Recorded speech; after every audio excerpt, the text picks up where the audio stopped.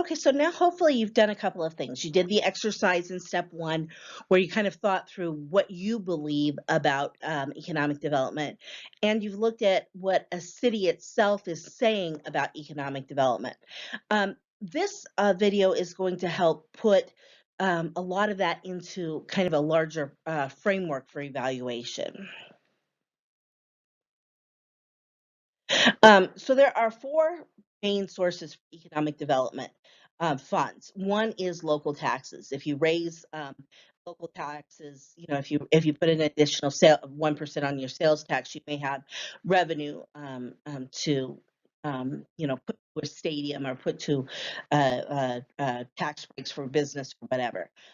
Another thing you can do is get money from either the state or federal government. State subsidies make up a big portion of economic development funds, and so do federal subsidies. And then the fourth way is to pursue various types of public-private partnerships. And this is where the city is putting up some of the money, but either the incoming business, if you're attracting from outside the city, is putting up funds, or existing businesses are putting up the funds towards economic development.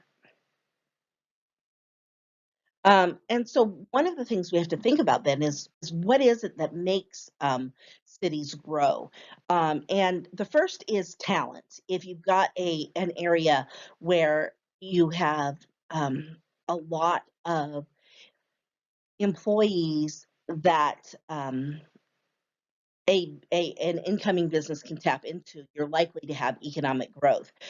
Universities provide a lot of this basis for innovation. And so one of the things we see is that places with high quality universities tend to be very attractive when companies think about moving to their area. So you think of something like the Research Triangle in North Carolina has been incredibly successful at attracting businesses, largely because they've got three fairly good universities: Duke, the University of the University of North Carolina at Chapel Hill, and then I think North Carolina State University is in the general vicinity. And so, what Duke and UNC Chapel Hill have in common is not just that they have really good basketball teams, but also that they provide a really, really advanced scientific base for the community. And so you see a lot of biotech companies moving into Raleigh-Durham area because they just the talent is there because of the universities.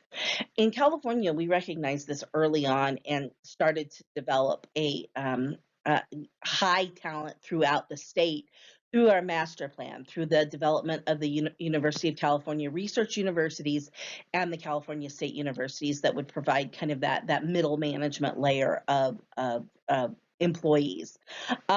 Texas recognized this a lot later than California. The master plan in California was 1960, but in the 1990s, Texas realized that they could create an environment that would be good for jobs. Part of this was an aggressive pro-business tax framework. Others of it was just going out and advertising. But a big part of this was creating the kinds of employees that people would want through expanding their research universities in a lot. Another thing that makes in terms of talent is opportunity. Do people feel like they have the opportunity to live a rich and fulfilling life in the area?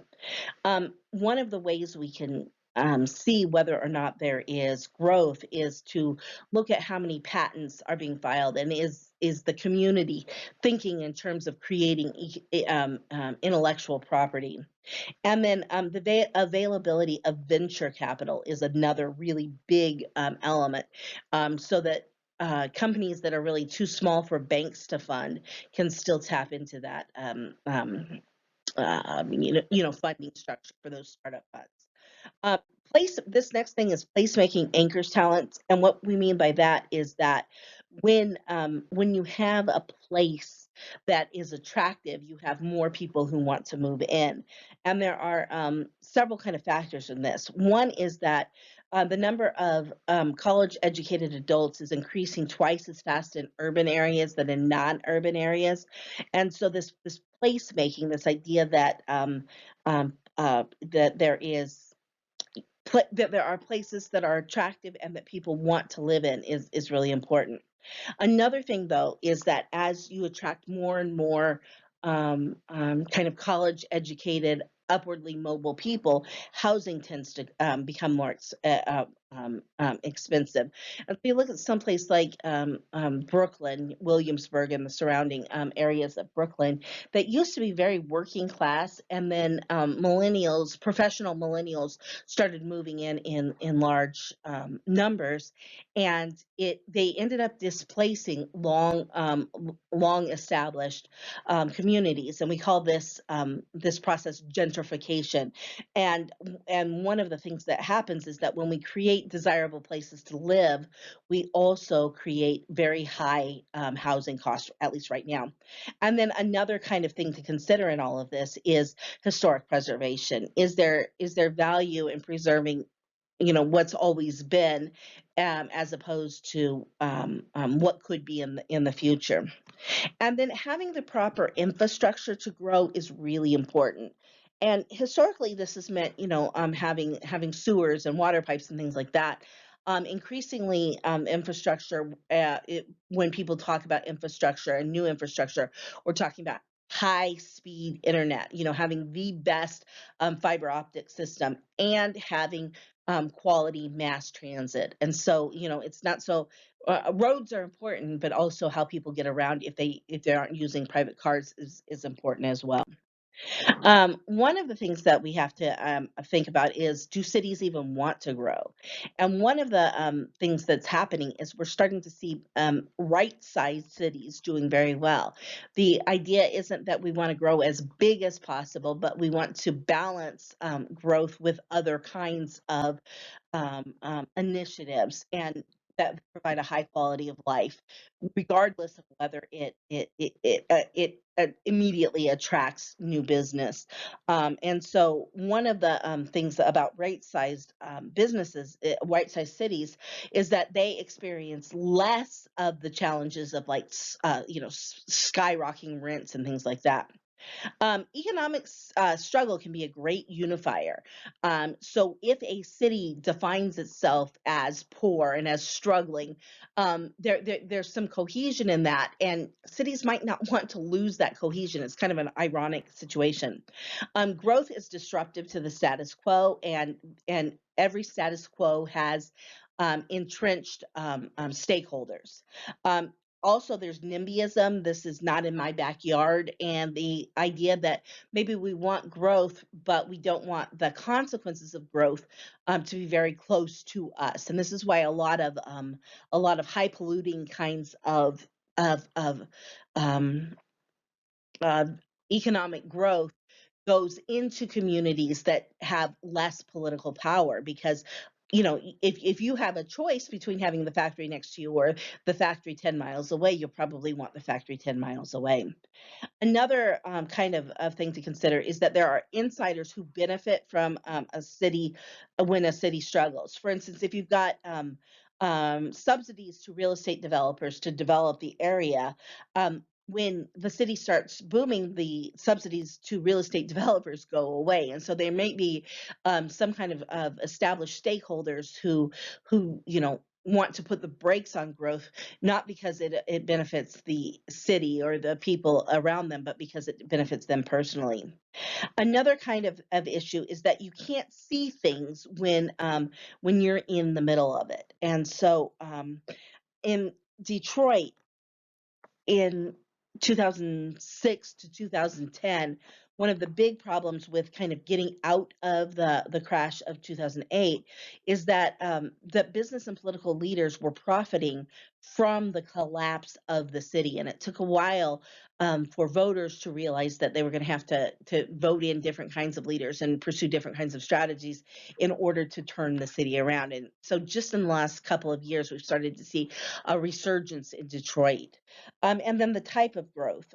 So in California, after Prop 13, retail became incredibly attractive because sales tax was, sale taxes were, I mean, uh, retail sales were taxed, and other kinds of development wasn't. And so in many ways, a car dealership was the ultimate prize that you could get in terms of economic development, even though there are not a whole lot of jobs created by a car dealership, and not a tremendous amount of benefit to the population from another car dealership.